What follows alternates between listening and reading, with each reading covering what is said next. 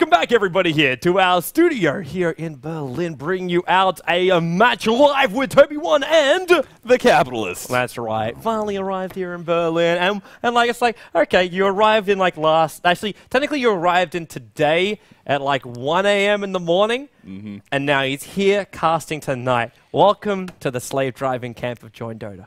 Right, it's been like a 13-hour day and only a couple hours of sleep. It's no problem. What is jet lag? I told you I have a Mass Effect beanbag down there you can crash on. Just curl up in a ball. No, that's actually a really good idea, man. Like it's help me! They're making me sleep in the studio. There's nothing wrong with that. I do it all the time. I even have a toothbrush and toothpaste right here in case of emergencies. And that's actually no joke. It's just over What there. kind of emergency do you need to like? Well, you end up sleeping. Immediately brush your teeth. Well, you wake up in the morning. A caster is always going to brush your teeth, so somebody breaks in and you need to fashion a shiv real quickly. It's like I'm breaking it. I only hijack. Like I'm only going to like kidnap people who have dirty teeth. That's right. Oh no! I am against gum disease. Oh. Yeah. Anyway, back into the game. Drafting time, and we'll have Navi this time over on the Dire side, Sigma will be over on the Radiant side, and kicking up our draft again, we see the Bane being taken out. What a surprise! And then also Clockwork finding his way into the ban pool this time around. So Navi could take the Live Stealer, and well, Wisp and ET, then the ban's out by Fader. So no one's ever going to let anybody have ET in ever again. Nope. Nope, never again. It's too dangerous, man. It's just too, like, it's like playing with fire while you're also farting. It's not a good idea.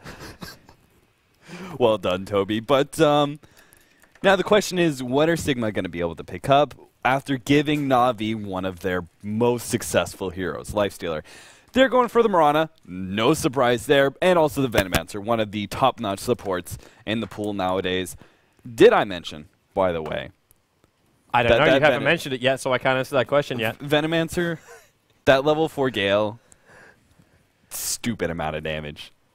Like, it does like 540 damage at level 4. It's crazy. Are you still going to class that as more powerful than Poison Sting being added to Plague Woods?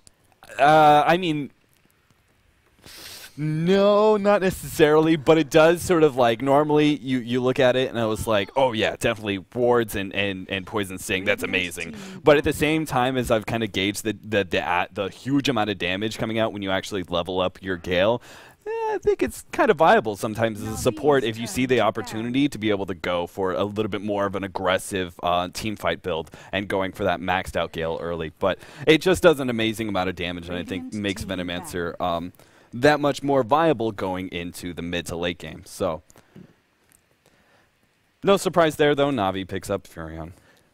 We get our basically our taxi driver for the night. Yeah. See, that's why I wasn't sure if Clockwork was one of their most picked, because there's so many other off lanes that are consistently picked up as well, and then as well as like the dual lanes coming into play as well. You see a little less of those heroes, but I guess Furion banned out too much against them. Still, though, they get to this game, they're going to have a little bit of split push and a decent carry in Lifestealer. Maybe we'll see a little bit more Rat Toto. Looking forward to seeing it, man. I'm one of these few people that actually got addicted to Rat Dota. Like I'm kind of really happy to see like base races and mid to late game decisions about what is a good trade. For me, it's an interesting, like, just to see the way a team approaches it. Like, what's the choice do we take here? Like, is it going to be good to try and jump in there with a Wisp and Tiny and try and take a back racks, or do we try and bump up the profit when you know a Storm Spirit could be jumping at any time? Which, by the way, is someone which I'm going to flag right now for Na'Vi to be selected. Mainly to block up Sigma. They cannot really give that hero over to Fader unless you know you can outlane him. We did see Denny play a lot of Outworld Devourer during the weekend. It didn't really work out well when he played that hero. Man, like in a way it did, because I remember one of the matches where he just like stormed into the Radiant base and just like screwed everybody over. But at the same time, it's a very passive style hero, and it's not the way Dandy or Na'Vi normally do play. So I'd like to see a little bit more of a aggressive mover coming out from Na'Vi to combine up with a Lifestealer, just more than a TP Prophet to combine up with an Infest Bomb. Well, as it stands right now, Sigma picking up the Bounty Hunter, they still could do some sort of dual lanes. They can also have an aggressive tri-lane, but of course the immediate thing is defensive tri-lane with an off-lane Bounty Hunter. But Na'Vi with the harder carry and Lifestealer as well as the Furion, Sigma want to get aggressive. Whether that's in the laning phase or very, very heavily in the mid game, we'll have to see. But now picking up a Beastmaster, I love this hero. And then we really don't see enough of Beastmaster. It looks like it's going to be in the mid. It's a really good counter to Lifestealer. I mean, he was classic pickup versus Lifestealer in Dota 1. We used to see him all the time when Lifestealer was in the pool. You would pick up Beastmaster because he's a great mid to be able to gank Lifestealer, shut him down all throughout the game. It doesn't matter what section of the game. He's always good against him. And he's also decent being able to add in a little extra push, some good ganking on some of the other heroes as well. Nature's Prophet has yet another hero he has to worry about when he goes for those split pushes. So if they can just ensure the Beastmaster actually gets decent farm and does well in mid, which one option in order to ensure that would be dual lanes. They could possibly put a support mid and something very harassive like a Venomancer. If Na'Vi runs some sort of really harassive range hero, they can easily put a support to ensure that Beastmaster gets well farmed in that mid lane. Yeah. I suppose harassing range hero, you've already got one from the Crystal Maiden. Bring in an Enchantress, and then it won't really matter if you bring in extra support for the Beastmaster. You're going to be toast. And considering it's Na'Vi, I'm surprised that Enchantress and Chen both haven't been touched in the ban pool. So they're both available right now if Poppy wants to go down that lines. We did already see Kuro take up the role as the Crystal Maiden, so they may give her a crack. But at the same time, I'm wondering if Poppy wants something a little bit more... Actually, no, you still get your push orientation, you still get your ganking. I think you're going to tick most of your boxes as far as like the Enchantress or Chem pickup. Either way you look at it. With the Chem, you're going to be a little bit more careful about what the Bounty Hunter's going to do to you. But with the Crystal Maiden also in the neighborhood, if you stick together, you should have no problems in the early stages of the game because you'll probably find yourself in a better position to kill off a Bounty Hunter. And in fact, boom, Bob's your uncle. There's your Enchantress for Na'Vi. They know the power of it. They've been playing a very similar strat for a very, very long time, and they always leave it to the very, very last before they pick up Dendy's hero, because it makes it very difficult, especially when they can see Fader's hero before. Like, you might say Beastmaster going in that middle lane. It's possible even Miguel takes that towards the off lane, which means you're not 100% sure. You're not quite sure where all the lane's going to end up, so you wait to the very, very last one. There's that OD ban I was talking about before, so Fader will remove that and not run the risk of it. So we're going to see a different style of hero up on Na'Vi. And personally, I think it's actually a good game for a Pudge. And I'm saying that because you look at the lanes, and I'm liking what Pudge can do with the lanes. Even if you throw a Venomancer there, if it's just Pudge versus Beastmaster, they may just leave that and just be happy with that kind of trade-off and just say, just don't get hooked, Fader. And then look for a rotation to come in later and go into their own kind of farming. So pick up a Chen right now for Sigma, and we end up having our jungler versus jungler battle again. Yeah, it's possible. I mean, something that Na'Vi needs here is a hero that's going to be able to give them time, right? Time for both with the Enchantress, Furion, and the Lifestealer. They've ensured themselves late game. Pretty heavily. Like, unless Sigma picks up a really hard carry here, which I highly doubt, they've got the late game on Na'Vi, so they need some sort of hero to be able to mitigate some of these pushes coming out from Sigma, and being able to gank with the Pudge and get those repositionings with the Pudge hook, bring in some enemy hero and just pick them off and pretty much stop the push before it even gets to the tower, is a good way of being able to do that. That being said, I can also see it going the other way, where Sigma's aggression with their heroes, especially with the Bounty Hunter, that's a signal. They're looking for team fights, they're looking for ganks. I could easily see Pudge getting run over by that, and I think that's a better mid-game hero that is a little bit more dependable. Nightstalker being picked up. Sigma, no surprise that they go for the support Abaddon, a classic hero to be run with Mirana, who's kind of a squishy carry, and in general just goes for mid-game, which is what Sigma is. I think their sort of signature styles is going a lot heavily into mid-game action, forcing team fights there. Is it wrong to ignore logic so you can have a Pudge? No, it's never wrong. It's never wrong to wish for a Pudge, Toby. Wonderful. Wonderful.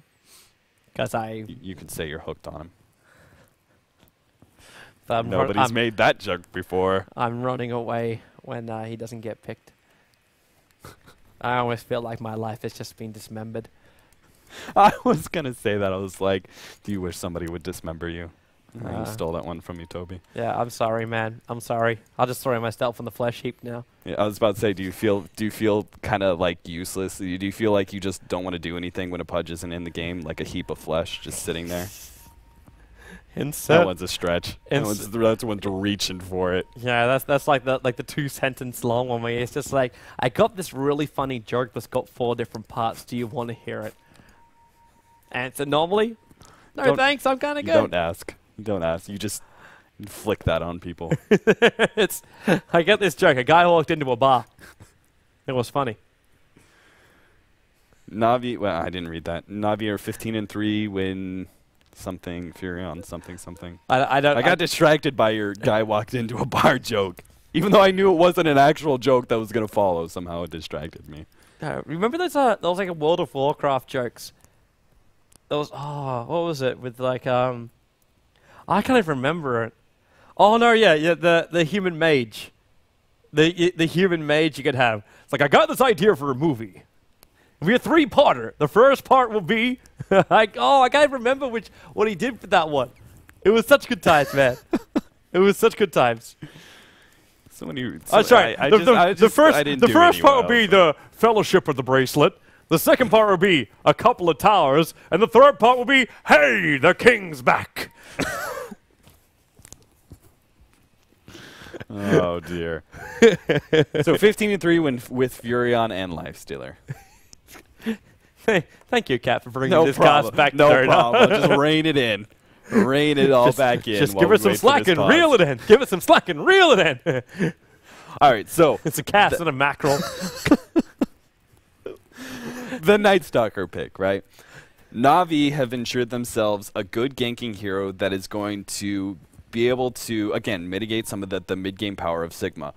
They're looking at being able to pick off some heroes, not necessarily stand up against Sigma's team fight, like with an Abaddon and a Venomancer, on top of that, Track being a possibility to give you a huge advantage for Sigma. It's questionable whether or not they're really going to go for a lot of team fights here, but pickoffs are a big thing for Na'Vi. If they can just occasionally get some good pickoff here and there and slow Sigma down, they can push this game late enough that Furion, again, the Furion split push is going to come into play, and eventually Sigma, they're going to be 5-man pushing down a tower, but on the other side of the map, a tier 2, a tier 3 is being threatened.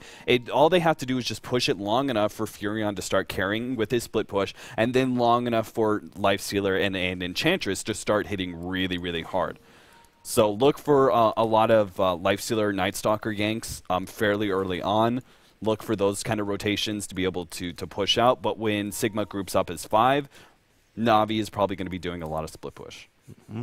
30 seconds to battle. The way to run the strat, man. The way to run the strat. I've got even more jokes coming through my mind, so my brain has moved. I'm really also interested to see if anybody understands, like the reference that I did for the last one. Like I know Pyrion was very, very impressed with me when I got his Blade Runner reference. Like, which he did during the I missed all of DreamHack. What reference? Wow, really? Oh no. I only caught like a couple of games because I was packing and stuff. That's no excuse. What are you doing? Flying to another country is not a good excuse. Thanks, Toby. No. See, I community doesn't forgive me when I'm like on a plane. I'm like, oh, did you not know? Did you not know that the entire Dota scene has changed all their rosters? No, sorry. What was the Blade Runner reference before we get into this game? Actually, I can't even remember it right now. All I remember is it was really, really good. So shout out to Pyrion Flax. The man that can actually get away with asking noob questions to explain for the noobs without looking like a noob. Oh, because he's such a nice guy and he's hilarious. So people just give him. He's a good bloke. He defended the honor of the ladies at the bar from Robert, the owner of DreamHack. Good times! Good times in Sweden. Well done. Technically, it was just an argument over the correct terminology. All right. Yeah, moving on. Moving on to the lanes. They put Mirana off lane with an Abaddon instead of in the farming role, and Bounty Hunter is in the safe lane with Venomancer mainly doing pulls. Interesting. Yes, Toby. Well, I'm kind of wishing this was all solved by having a secondary range support hero, as opposed to an Abaddon right now. Like, Miguel is definitely a very good off-lane Mirana. He plays a lot. Like, a lot of Mirana, be it now in this current world of Dota 2. And I love too Funnick and Miguel just staring down this one melee creep, which I've now just highlighted here. Hey, so someone had to finally attack it, had to make the move, because they realized that no one can get the last hit in that one properly without the first person taking the first attack. Yeah, but Miguel's a really experienced off-lane Mirana player. Like, back in the days when Mirana always was off-lane. This leap from Mirana was like you always said, I need to have an escape mechanism for the off-lane, so I either had like my Timber Chain or I had my Magnus Skewer, which was just so far in range. I had my leap from Mirana. I had all these different options. Like, it was a good time. So Miguel was one of those guys that played it a hell of a lot. Unfortunately, the problem is here he's going up. Like, I was expecting Mirana in the sort of the carry role, farming up bottom against Na'Vi, whether they did an aggressive tri-lane or put Fury on bottom. It was fine either way because Mirana is good versus Lifestealer in lane. Any ranged hero is going to do decent. Here up against Funnick, like, he's taking up so much harassment for every CS that he gets from Treants. Might be in trouble. He's really slowed down here in the middle lane. He's got like 1 point up in Crippling Fear, but that's not enough. He's silenced off Fader, but the first blood's already been spilled by the Venomancer. So Kuro now on his way in. Puppy's here as well, so they got Enchant as well. There's your Frostbite. Fader's going to lose his life. At least there's some kind of revenge. And Puppy with his little sprites runs away from Mad. Turns for a little bit of extra harassment while Kuro stops taking damage from that creep wave as well. Yeah, he could have turned on Kuro there. He really could have. Kuro was taking so much damage from the creeps, and he was getting a little bit body blocked. He easily could have chased down Kuro. It's still only a level 1 Gale. Like, if that Gale had damage, yeah, turn, throw it, and then just leave. Well, I was actually just talking about Poison Sting, just by itself. Well, yeah, good point. But still, again, I'm playing it safe. They traded 1 for 1. They got first blood. That's perfectly fine for Sigma, especially since Night Stalker is a pretty decent mid versus Beastmaster. Many melees don't do well versus Beastmaster mid, but Night Stalker is one of the few that he has decent rune control. He has a spam out of Void. He usually picks up Bottle before Beastmaster as well, so he has that slight advantage. And on top of that, he's going to be that ganking hero that will match Beastmaster's ganking potential and will continually gank, whereas Beastmaster is completely reliant on his ultimate. I want to point out this top lane right now, where Funnick is currently 14 for 12. He's got 12 denies. Now, I know a lot of these could be trees, Puppy, or, hang on, Galed up. He doesn't have mana for a heal. He's short by 10. The axe will fly. Puppy's dead. There's no way to stop this. He's just going to tick out, in fact. So, getting sniped off. But Funnick up on this top lane, he's really, really dominating. And this is kind of crazy considering, too, that, you know, Miguel's got options for getting last hits on these trees, but has just been zoned out a hell of a lot. There's no more consumables over on Funnick, so that's the one upside right now from Mirana. He's got an extra salve up here. So when Mad comes in and does this, Gale, TP, point blank range arrow, Starfall, the trees! Nice. Look at him move those trees, man. Even when Miguel tried to reposition, the trees moved with him. Then down towards the bottom lane, pass on very, very low life. Looks like Sentry Ward tried to initiate in on him, on Paris, sorry. Not Pass. Damn, that's really annoying. It's Paris and Pass on the bottom lane, the two pa. You know, again, this goes back to what I expected was a defensive tri-lane with lots of pulling and Bounty Hunter versus the Furion. He would get really good levels. He'd obviously get full experience, so you're talking about early level 6, which is important for Bounty Hunters. And he also would be able to deal with that harassment a lot better. If he's allowed to pick up a poor man's shield in the beginning and fed tangos, he can very easily stand up against that because he has the ability to just spam out Shadow Walk. He doesn't take a whole lot of harassment. Oh, Bounty, trouble. Frostbitten up. They need to keep vision on him, though, and they're going to pop the dust. And that's why the Prof volley was bouncing through. If that dust didn't trigger when it did, they wouldn't have had the vision to get the kill. And Miguel. I don't blame him. Like, I could just see these trees just coming in. There's basically a "feed me" written on like the sign around their necks. Dandy, oh, going deeper. Well done. At least Centaur gets a perfect start over on Matt. He took some decent damage from the creep wave then too. But this early nighttime cycle is so difficult to try and gank up on the Night Stalker. But now also means NS is 33 for 6. He is most definitely ahead in CS. And he's almost got enough money to finish up the full earn as well. So for second night time, he's going to be looking great. But for now, we're at the 6-minute mark, which is the perfect time to start rotating around and trying to actually find a gank and a kill, at least one or maybe possibly two before the end of this night time.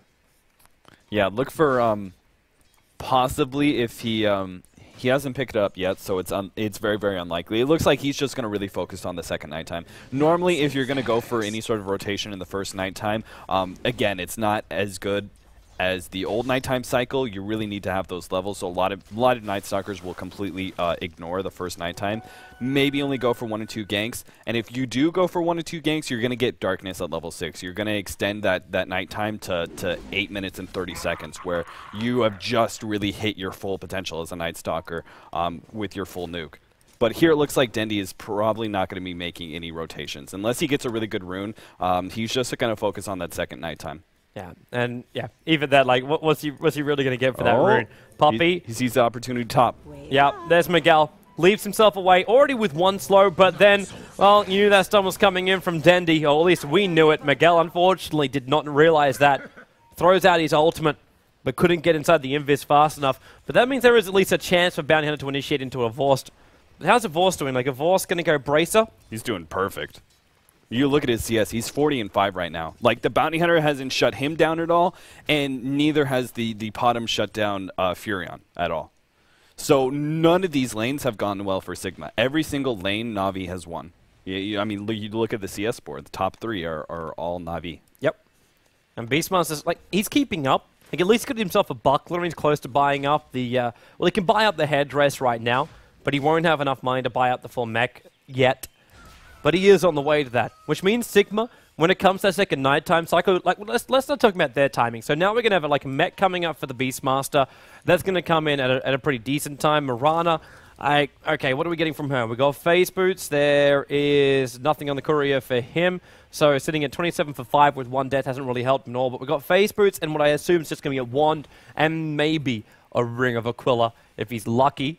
Bounty Hunter has level 6, so we've got to remember the bonus gold you can pick up from all of that. But he's moving around with Phase Boots, Poor Man's Shield, so the wall is his oyster, but more than likely drums can be coming his way. And then you've got a Venomancer, who still wants to finish up a ward, and probably won't get much more beyond that, just because he has to buy up so many, like he's going to finish up his wand, but he needs to buy up wards. And Abaddon's in kind of like the similar position, but he needs to wait and afford up some Arcane Boots, just because of the mana intensity, like the amount of cost of mana to pop out his abilities during a fight. He just needs more than anybody else. You know, I feel like a broken record, Toby, but I'm going to have to say it again. This is another situation where Sigma is relying, I feel, too heavily on the early game, and they've lost it. They've lost the early game, and they're going to have to come back hard in this 15 to 25-minute marks and put some serious pressure on Na'Vi and win some good team fights. Otherwise, their heroes are going to drop off pretty dramatically compared to Na'Vi's heroes. They're all of Na'Vi is only going to get stronger in the late game. Even Crystal Maiden is decent with that freezing field, being able to do a lot of damage. So it's, I don't know, Sigma is going to have to make some really good smoke ganks happen, some good team fights. Because right now, things are not looking good. I mean, just the laning phase by itself has already put Na'Vi 3,500 gold ahead. Yeah.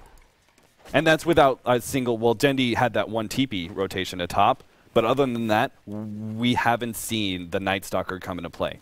Again, the second nighttime is going to be his... Basically, he's going to turn the map into his playground. Yep. And we haven't even seen that happen yet. So things are looking kind of dicey from Sigma already. So fast. Radiant's middle tower is under attack. Sigma was so waiting for this gank on the bottom lane. The second that Dendi popped off that ultimate and created the premature nighttime, he was so ready just to destroy everything they could possibly find. While moving up towards the top lane, Soshka, he's on the hunt. There's dire observer wards already keeping tabs out, but obviously when you got an Invis hero like this, it's very, very difficult to catch somebody out of position.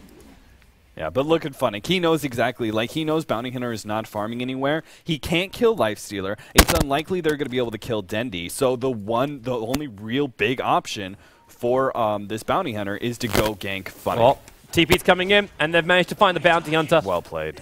Yeah, nice and easy pick off. We got a crackle on the mic cap, so you might want to just readjust your pack a little. Hopefully, no, the pack, the thing at the bottom. Dire's top tower is This under thing. attack. This thing. Yeah, I got you. Yeah, wonderful. No sound issues like on the weekend, but still. Should be some nice times. There's the Beastmaster mech, and we're also got a quick smoke for both Fader as well as Mad. They're going to be running in towards that middle lane. And looking over towards Dandy. But then again, are they? No, they're going to move up towards the top. They're coming in for Funnick, and they're coming in hot, but this is going to be a dangerous thing to try and achieve because now, yeah, okay, Puppy roars on him. The Centaur's going to come back and look for the Stomp. Fader nice able to dodge. move up and actually dodge it. And with the DD rune, he's got more than enough damage, but then again, maybe he doesn't. Because that heal coming up from Fader, Puppy turns and needs one more attack, and there it is with the Dire Sentry with their perfect vision. Wow. And Beastmaster as well as Venno find themselves in one big, bad situation up against Na'Vi. You know, I was going to question whether or not they were really going to be able to kill the Enchantress because Venomancer just doesn't do anything against the Enchantress. He does 0 damage. He'll completely outlast the Venom. So I was going to question whether or not they were really going to be able to pick that up. That dodge from the Centaur stun, though, was really beautiful. Unfortunately, it just still wasn't enough. And even if they did, again, if they picked up the Enchantress, still wouldn't have mattered. They still would have traded 2 for 1. So, in general, this is just... it's the right thing, smoking up and trying to get those ganks off. Unfortunately, Na'Vi is responding really, really well to them. They know what Sigma needs to do in order to come back into this game, and they're addressing the issue. Yeah. And that issue, after it's being addressed, puts Na'Vi ahead by about 7,000 gold and almost about 5,000 experience as well. And of course, he's taken a large portion of that, sitting at almost level 9 the bottom lane and having his full armlet now arrive for him on the courier on the bottom lane. A gold lead like that doubling in like 2 minutes time. Yeah. It's not something you really want to see. Kuro, he's getting a lot of space in that middle lane too. He just cracked his level 8. While Man's just trying to hunt down Hellbears to see the only thing he feels he could possibly kill right now while Pass is on the hunt. And what did I call for his items before? Sitting about 4 minutes ago was like face boots as well as poor man shield. Now he's walking around with exactly the same thing. Bottom tower gets destroyed, so Funnick came down to help him out. Funnick's also got a hell of a lot of money. 2.7k gold up on that Nature's Prophet, and we're only 13 minutes in. Obviously, Hanamias definitely helps out with that, not to mention his ultimate. But life is not easy. Soshka comes in towards the middle lane, but Navi's going to back up with the fortification going. Oh, they caught him again mid. They caught Paris. These supports, Navi supports are just on top of this. You notice there's no counter ward? That was just a blind dust. That was just a blind dust. I feel someone's coming in for a stop. They do see the TP coming in from the Beastmaster, so Denny got to be careful. The ward over on the side of Fader. He's instantly silenced up, and that's what Denny was waiting for. Fader, they're going to summon before he gets his raw press over on Denny, but it's already too late. With the Vorce in the middle of this fight, he's already dishing out a huge amount of damage. Funnick's going to die back in range of the tier 1 tower. And that Plague Ward looks like it managed to block out a Vorce, and Dendy, he's a little bit too close in towards Pass right now. Again, no level up in Curse on any of these Abaddons, and then with the open wounds, a lot of slow, but Denny's able to get lifesteal out from this one, which is great for him. Copying a Gale to the face, not a great thing, and now Paris, well, there's a Shuri toss, they'll cancel Denny's TP out, and with the Nightmare, there's no way to hide inside the Fog of War either. So Na'Vi will bail back out again, but the mid-tier 1 tower goes down. So there's now 2 tier 1 towers in the space of 14 minutes going the way of Na'Vi, and a full Shadow Blade bought up for Nature's Prophet with his cash. Yeah, this is bad. This is a problem with one of these drafts, is if you don't perform well in the early game, it's very, very obvious what you're going to do on Sigma's side. It's very, very obvious. There's so much pressure on them in order to gank, because Mirana is not a hard enough carry that you can just sit back. So it's very obvious at that 8 to 10 minute mark, you're going to see heavy, heavy rotations. And Na'Vi played it perfectly. They played really, really passive, and when the rotations did occur, they counter-ganked. They counter-ganked beautifully and actually came out on top in all of these skirmishes. So 4 to 9, 15 minutes in, at the very least, Sigma is able to secure another tier 1 tower of their own. But again, it's just not enough. It's not enough gold to put Mirana in the driver's seat to this game. It's the big problem I feel with Mirana carries is you have a lot of pressure, and unless you do really, really well in your mid, there's so much pressure on Mirana to be able to out-farm. Yeah, Mirana's not one of these like carry heroes that could do it by herself. They need Nightmare. They need something else like that. Also, I like the fact that Denny has now picked this up. Obviously, going up against so many melee heroes, obviously not including Mirana, Vanguard is a really great choice, especially after rework. Bruno was explaining this one to me over the weekend, and I don't remember the numbers for it. But presumably, I say presumably, it's from Bruno, so it's guaranteed. Ice Frog, say the word. Oh, Funnick. Soshka's still here. they have dust on these guys? No, they don't. But now Infest. Yeah, that just got pinged up. Everyone's going to be so much more cautious right now. Unless they jump in there, Funny, just TP back to base. Get your ass out of there. Like, he just pokes him, just to annoy him. They're coming in for Roshan. They're coming in to do... wait, are they? Wait, what? Make up your mind, Funnick. Make up your mind. Yeah, but anyway, Vanguard. Originally, though, when it got changed, it didn't block as much damage as expected. And now it actually blocks the correct amount. So there was actually a bug with the Vanguard. And they managed to work it out and get it fixed. So now Vanguard is actually a lot more powerful than what it used to be.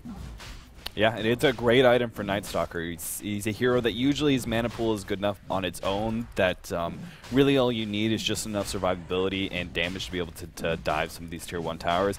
It really makes it so he's just impossible when it comes to ganking some of these side lanes and diving tier 1s. Funnick, arrow connects on him from Miguel. A Starfall will kill him, and he's going to go down. The Aegis, he actually picked up the Aegis Immortal and killed off Roshan. So Sigma got both out of that one, plus the kill over on the Nature's Prophet. And of course, he's got nothing to invest into. Roared up, they're going to lose him.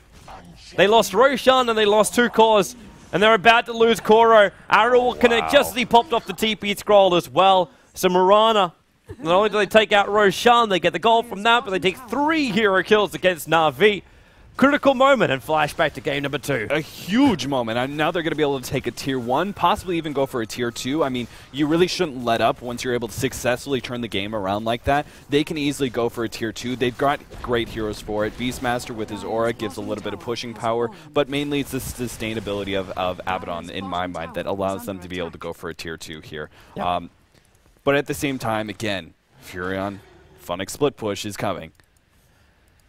You knew it was going to come at some point, man. Even if you think you have all the towers up and running, it's all down, it's not enough to instantly just say you have a win. But at the same time, this power that comes out from Sigma, like their attack power is great. You got the stability that's coming out from Abaddon, but you've also got Fader, who, as he's getting more and more leveled up, like we got a level 2 Roar up in him right now, but the more points up in the Inner Beast, the more powerful Miguel's getting, and you see that he wants to bring down buildings. It's a Desolator buy-up is what Miguel is focusing on. Drums also arrive for the Bounty Hunter. So we attempted denial, and not attempted, actually successful there by Danny, but the Roar goes on Lavorce. He's already popped the Rage, there's no extra damage from this, and Paz, well, Lavorce going to try and turn and find this one. He's got to use Infest, use the ball, use something right there. There's an Alpha Wolf right next to you. Now he jumps out. Paz managed to take up most of the ult and going straight back up to full life, but Danny as well as the rest of Na'Vi, they want to run themselves in Lavorce. Armlet toggle time. He couldn't do it. Not in the right time. He took the extra damage, and the Lifesteal was actually ended up being killed off by the creep wave of all things. Wow. But 2 heroes down for Na'Vi again with Nature's Prophet dying in the lane. And all the rest of Sigma are going to TP out. They already took the tower, now they've got to protect their own. That was, again, another amazing moment for Sigma. They walked away from that team fight 2 for 1, picking out the Lifestealer and the Furion, the 2 heroes you worry most about in this section of the game. That's amazing. Like, Sigma has made such a huge comeback now. They're about to make the gold lead even if they're able to farm up effectively during these few seconds while Lifestealer and them are down. I think they've gone far enough, man, that you can give them props. Repairing a 7,500 gold and experience deficit, yeah. Very few teams can pull that off, but Sigma able to do it, and this heavy direct damage coming out from Mirana. I think it's one of the few builds that really kind of offsets Mirana's lack of damage. Being able to pick up an early Desolator, it's risky. But she didn't even have that during the fight just then. I know. It still went that way. Yeah. So now being able to have it, though, you're actually being able to maybe burst down the Lifestealer. When they originally went on the Lifestealer, I was like, there's no way this fight's going to go well, because they can't kill Havos. He's got Infest up. Even if he does get low, he's just going to Infest and pop right back out. Yeah. So that fight shouldn't have gone well, but Sigma's still able to pull it out. It's amazing. And now that direct damage, they can take down tier 2s. They can take down some of these tanky heroes because of it. It's a risky maneuver, but Sigma, I think it's their biggest option here. Their biggest. It's going to be risky, but maybe they can pull it out with that damage. Oh, about to find out, man. Right now, Matt is trying to make it so Na'Vi go blind on the map, and it's working perfectly. Avos, he's already raged up, but because he used his rage, it means he won't be able to survive this. He buys up his Sanjay recipe and accepts his own death, but tracks galore. The top lane is pushing in with Nature's Prophet and Puppy here for a bit of a Satyr Blast to help it just go a little bit faster. But then Whirling Axes, Wild Axes, the other W axe, easily able to clean up most of this creep wave. The tower's not even going to take maximum damage, and Dendy in the middle lane, sniped out. He gets a void, there's a Prophet ulti, now he pops the ulti off himself, tries to run away, and this is a waste of nighttime of Funnick. It's a very good thing there's no gem carrier here. The Venomancer is a little bit further away down the bottom lane. I think the rest of Na'Vi want to try and fight this. Funnick stuck around with the Shadow Blade, and now he starts attacking over on Miguel. Has to back up a little bit more. There goes your Impetus coming out from Puppey. They'll pop off the dust as well, but Kuro, they've got to survive through Pass. He has to Frostbite, but in comes Paris. Stochka in from the rear. He's already got one track. He's got to wait 5 more seconds before he gets another one down, while Funnick beating down on top of Pass. He'll pop his own dust, so Funnick can't disappear from this. But with the Vorst in the lane as well, they got Mad back. The Gale, it's just a little bit too short. And a Vorst rages away. Yeah, small turnaround being able to pick off the Mirana like that. That was good execution by Na'Vi. Sigma were looking so good. I really didn't think they were going to be able to turn this around, but then being able to pick up the Night Stalker as well, looking at their tower advantage, like they've taken all the tier 1s, have actually taken a tier 2 of their own, while Na'Vi, they've only taken 2 tier 1s. So they have this huge, this tower gold lead, right? It's the only reason that the gold lead is close at all is because Na'Vi hasn't been able to pick up these tier 2s. If they can pick off the Furion, they can easily group up, go for another tier 2, and next thing you know, the gold lead's going to be even. They're going to go for another tier 2. They can have a slight lead, and at that point in time, take control of the map, pick up Roshan, and go all in on the base. Sigma has a very good chance to be able to win this game. And they really weren't in it 10 minutes ago. Yeah, you're right, man. Sigma's moving absolutely perfectly. The only thing is executing this, basically the most crucial team fight, which is now. If they can win this team fight, they get themselves so far ahead that I don't think Na'Vi can come back from that kind of level. Miguel's just beating down this tower. The negative armor from the Desolator is really making this a lot easier. Not to mention the Necro units which are on the field. But they're all going to back themselves up for now. Remember, 2 Puppies able to enchant those little suckers. Yeah, stop the Furion split push, and at the same time, use that momentum to go for a tier 2. Funnick isn't in position to threaten a tower of his own. You look at this bottom lane, it's beginning to push in, but not in time to really threaten that tier 2 bottom. There's no way he's going to be able to make a trade happen. As Sigma immediately rotates to top, and it looks like they're going to do just that. Sigma, they're making all the right moves here, and Na'Vi is just not making the pickoffs that they really need to stay ahead.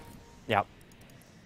It's about to get a lot tougher for him. Fader now with a level 2 Necro book up now and up and running. And this is still only like 23 minutes in for someone who didn't go ahead. Wait, hold the phone. No, we still have 2 from Na'Vi. Both Puppey as well as they just Prophet of a Handamitis. But it's not as bad as the infection that was Alliance the other night. Oh no. Paris gets caught out in middle. Easy Impetus. They're going to keep him in vision still, which they did manage to do. That's probably going to kill their tier 2 push. I was about to say, they just all grouped up, go to top. They could have taken that tier 2, but now they have to back off without the Bounty Hunter. It's too risky to take a fight. So instead, they're just going to defend bottom. Farm up. So a really unfortunate pick off there. Yeah. And didn't really want to have that momentum killed either, because you see what's happening with Na'Vi. You've already got Funnick inside the Radiant jungle, and he's been farming this up to a point where he's managed to finish up a full Orchid. And then you got Denny running around with 1,900 gold, an Ogre Club, so you know BKB is high on his priority list, and that's only 1,000 gold away from having it. So he's feeling good about that. Arrow will fly and scout out the fact that Denny's in the jungle, but they can't go out there to contest him, because you've got Puppey in the neighborhood as well, which is not making this any easier for him. And they're probably going to look towards that tier 2 tower in the bottom lane. And fighting outside their base, I don't know if Sigma really want to do that unless they're the ones which are setting the battlefield. And fighting on top of their tier 2 tower may seem like they're setting their battlefield, but when you have to go on this bottom lane and you have to go up the high ground to reach Na'Vi, if they position a couple of heroes just a little bit up here and the creep wave comes in range of the tower, then Na'Vi can actually move their aggressive line basically to this box right here, which keeps Sigma on the low ground, which means they're at a disadvantage. Their one advantage, though, is catching out Puppey, but he's got 4 stars, so he's pretty fast away.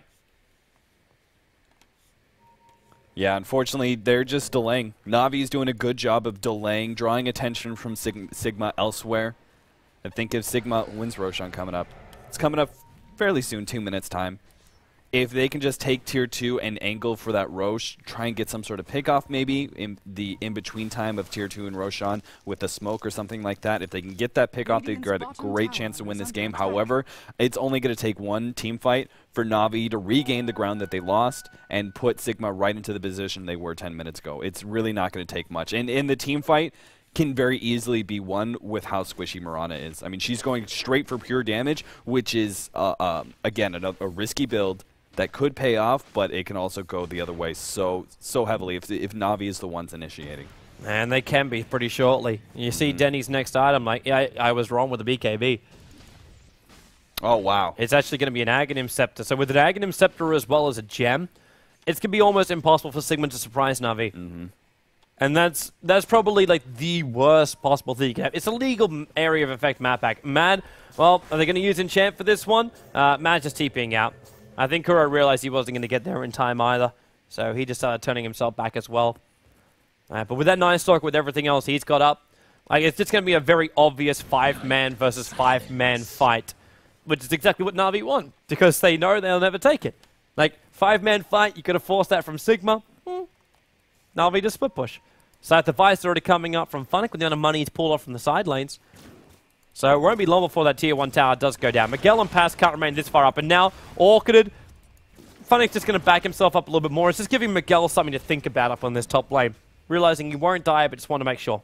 No leaps, nothing like that. And the rest of Na'Vi are now coming in. Denny leads the charge in, and Miguel already silenced up, but he's able to leap himself away, and now Avorst, look at that damage onto him!